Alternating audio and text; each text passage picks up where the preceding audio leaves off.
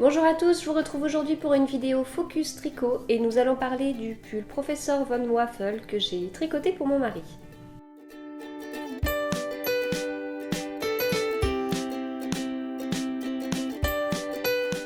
Alors ce pull Professor Von Waffel, c'est un pull de Dana Rachel Cawthorn. Alors je crois que sur Ravelry c'est le nom de la designer, c'est Dana Rachel, mais sur les explications c'est mis Dana Rachel Cawthorn. Voilà.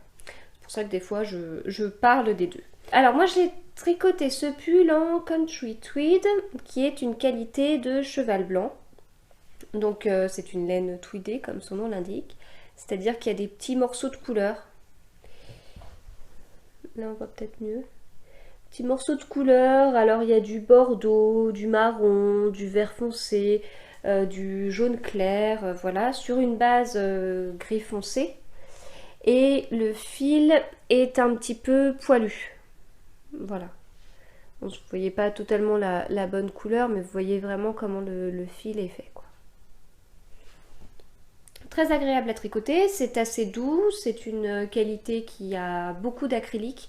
Alors je ne vais pas vous donner le pourcentage parce que je l'ai plus en tête et j'ai pas l'étiquette, mais voilà, c'est principalement de l'acrylique. Voilà, c'est doux, ça gratte pas. Et ça, c'était quand même quelque chose d'assez important pour mon mari. Alors, le modèle en lui-même. Donc déjà, pourquoi est-ce que... Alors, je vais même commencer. Pourquoi est-ce que j'ai tricoté pour mon mari? Parce que j'avais envie. En fait, ça fait un moment qu'on se connaît. Quand on s'est connus, je tricotais déjà. Lui n'a jamais été attiré par ça parce que pour lui, la laine, ça grattait. Et en plus, il n'est pas du tout frileux. Donc, c'est-à-dire qu'il passe l'hiver en manches courtes. Il n'y a que là, ces derniers temps, quand il a fait super froid, où il a mis des manches longues. Là, bon, il faisait quand même très très très froid, hein. Voilà, ce qui veut dire qu'il a porté le pull quand il a fait très froid, donc je sais plus, il y a 2 semaines, là, voilà, victoire, il a porté son pull. Donc voilà pourquoi est-ce que j'avais pas tricoté pour lui avant. Là j'ai eu envie de tricoter pour lui parce que justement je commençais à le voir porter des manches longues. Pourquoi ce modèle? Moi au début je voulais plutôt lui tricoter un gilet. Parce que je trouvais que le côté gilet pratique. Déjà moi je porte quasiment tous les jours un gilet. Mes enfants en portent quasiment tous les jours puisque ici voilà, je les ai habitués à ça.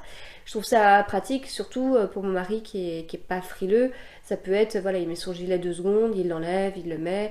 Et puis en plus un gilet ça peut aussi faire office de veste, enfin au printemps ou voilà. Donc j'avais ça en tête, sauf que quand je lui ai montré, lui il n'avait pas du tout ça en tête pour le coup.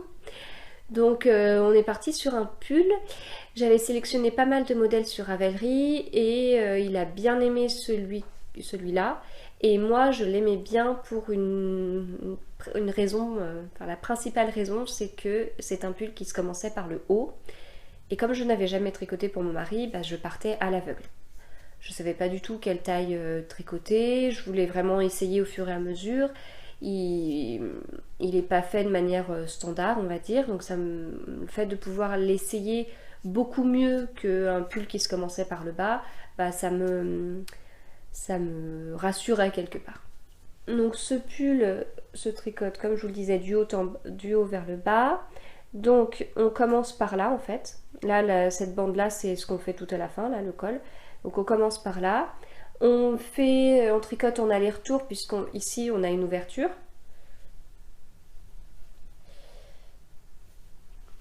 Voilà, ici on a une ouverture avec une bande de boutonnage qu'on fait aussi à la fin en relevant des mailles. Donc on commence par le haut, on fait ce point là qui s'appelle le point de gaufre, d'où le nom Professor Von Waffel, puisque waffle ce sont les gaufres en anglais. Voilà, donc en aller-retour jusque là, et puis à partir de là on tricote en rond, donc pour faire le raglan. Et ensuite on doit s'arrêter juste avant le point de gaufre. Alors le point de gaufre se voit quand même pas tant que ça sur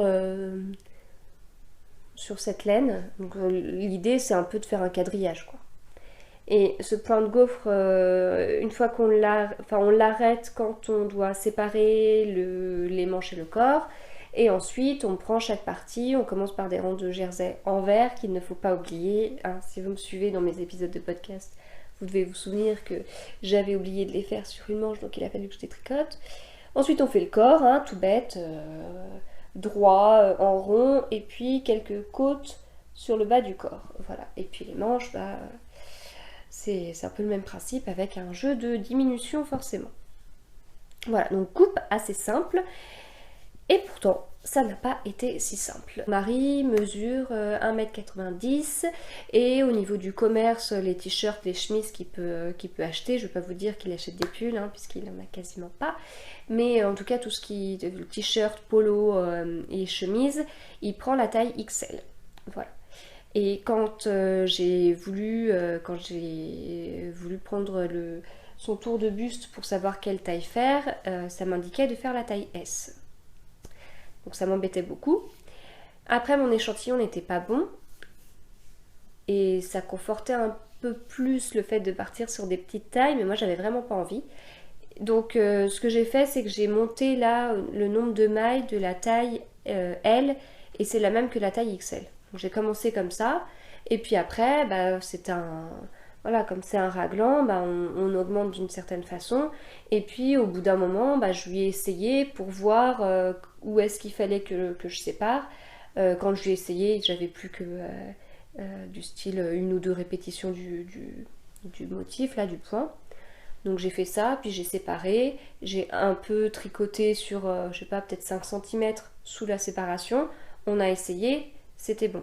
Mais en fait, j'ai commencé avec une taille LXL et en augmentant au fur et à mesure et quand j'ai vu quand est-ce qu'il fallait que je m'arrête, alors quand est-ce qu'il fallait que je sépare et quand est-ce qu'il fallait que j'arrête les augmentations parce que c'était bon au niveau de la largeur, en fait, ça correspondait à un nombre de mailles entre la taille S et la taille M. Donc déjà, voilà. Et il me semble même que j'ai continué un peu le raglan sans augmentation parce qu'on était bon sur la largeur. Voilà, donc tout ça c'est un peu du bidouillage quoi, enfin, soit on dit que c'est du bidouillage, soit on dit que c'est un pull fait sur mesure, hein, au choix, mais ça revient un peu à la même chose. Alors après, si vous voulez faire ce pull et que la personne à qui vous souhaitez faire ce pull possède plein de pulls, bah voilà, ça peut aider parce que vous mettez votre tricot sur le pull et puis ça vous permet de bien...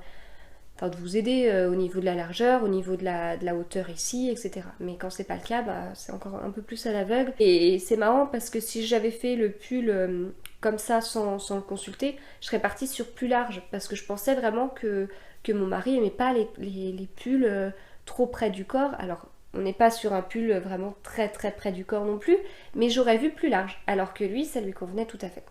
Du coup, une fois que ça s'était réglé, franchement le corps ça a été hyper rapide, hein. Une fois que le début s'était réglé, après on déroule en rond, j'ai tricoté en 4,5, donc moi qui suis habituée, j'allais dire aux 3,5, 3,25, mais maintenant aux aiguilles de 3, je peux vous dire que les 4,5, ça dépote. Jusqu'aux côtes, donc il y a quand même pas mal de centimètres de côtes, 7 si je ne me trompe pas, que j'ai tricoté en 4,5. Et ensuite, je suis passée aux manches. Et là, les manches, ça a été un peu plus problématique. Parce que j'ai commencé à suivre les explications. Donc là, du coup, j'avais au niveau du nombre de mailles des manches, je me retrouvais entre la... je crois que c'était un peu plus une taille M. Et puis, on a commencé... Enfin, j'ai essayé de suivre... alors, les diminutions ne se font pas du tout de la même façon sur toutes les tailles, mais... J'ai essayé de suivre les explications et au début, c'était un peu catastrophique. Déjà quand on a essayé, là on a essayé peut-être quand j'en étais à ça de la manche quoi, vraiment pas grand chose, c'était hyper large. Mais d'un côté, dans les explications, on fait des diminutions au niveau des manches de manière vraiment... ça, je trouve que ça y va un peu fort, du style c'était une diminution tous les 4 ans quoi. Et une diminution tous les 4 ans, ça creuse énormément. Ce qui fait que j'avais une manche très très très très bizarre et qui avait une forme très particulière. Et j'avançais ma manche, et puis à peu près là, on a essayé et ça avait l'air d'aller. J'ai continué, puis en fait non, c'était vraiment trop serré. Donc j'ai détricoté, j'ai détricoté même un peu plus pour enlever les dernières diminutions. Et puis on a réessayé, c'était bon, et voilà, j'ai continué comme ça. Alors, sur les photos, ça peut paraître un petit peu serré au niveau des manches, mais voilà. Après, c'est toujours pareil, ça dépend de la personne pour qui vous tricotez. Si ça lui convient, ça lui convient. Si ça lui convient pas, ça lui convient pas. Je veux dire, là, les manches, ça lui convient comme ça, donc voilà. Mais bon, c'est vrai que ça peut paraître pour certains un peu plus serré. Un peu trop serré. Donc voilà, une fois qu'on a fait une manche, et ben l'objectif c'est de faire la deuxième pareil, hein, parce que quand on bidouille à ce point-là les manches, bah, c'est quand même un sacré challenge de réussir à faire les deux manches identiques. On fait, comme je vous disais au début, on relève les mailles là d'abord pour faire les bandes de boutonnage, ici, voilà. Et ensuite on relève les mailles tout autour pour faire le col. Alors, je pensais que ça aurait été l'inverse. Je pensais qu'on aurait commencé par le col jusque là et que la bande de boutonnage aurait été jusqu'en haut. Je trouve que c'est un petit peu plus ce qu'on voit dans le commerce. Alors j'ai suivi les explications mais je sais pas, je trouve que ça fait un peu bizarre. Bon, en même temps, là les boutons sont pas normalement sont pas fermés et là vous voyez, il y a une quatrième boutonnière et j'ai pas de bouton parce que j'avais pas de bouton. J'en avais plus et je m'étais pas rendu compte qu'il y avait quatre boutonnières. J'avais mal compté. Alors la laine en haut là, vous voyez, c'est un petit peu bouloché parce que mon mari l'a porté pas très bien rasé et du coup ça s'est un peu pris, c'est un petit peu pris là quoi. Voilà. Bon, rien de bien méchant, mais voilà. Au niveau des explications, bah, rien de particulier à dire. Moi, comme je vous dis, c'est les tailles que j'ai trouvé un petit peu bizarres, mais mon mari est peut-être fait bizarrement, je sais pas. C'est possible. Donc à l'aide d'un échantillon et puis de la personne tout le temps à côté de vous, ça peut bien vous aider. Il a quand même le gros avantage de se commencer par le haut, ce qui aide bien. Et après, voilà, c'est assez bien expliqué, j'ai pas rencontré de difficultés. Il y a, comme je vous dis, cette histoire de manche peut-être aussi à surveiller, mais bon, si vous partez du même principe que moi, de faire un peu le truc sur mesure, bah ça, voilà, faudra aussi adapter les manches et puis voilà. Au final, j'ai passé beaucoup moins de temps à faire le corps qui paraît, qui est bien plus large que les manches, mais parce qu'il fallait dérouler et puis voilà quoi, ça va assez vite. Que les manches, bah, j'ai un peu tâtonné et voilà. Voilà, bon, je pense qu'avec les températures qu'il fait maintenant, on va pouvoir ranger ce pull et le ressortir l'hiver prochain. Mais en tout cas, je suis bien contente d'avoir pu enfin tricoter pour mon mari. Je ne sais pas si je recommencerai de sitôt, peut-être plus tard. Peut-être que je réussirai un jour à lui faire un beau gros gilet à torsade. Ce serait bien. Bon, allez, à bientôt.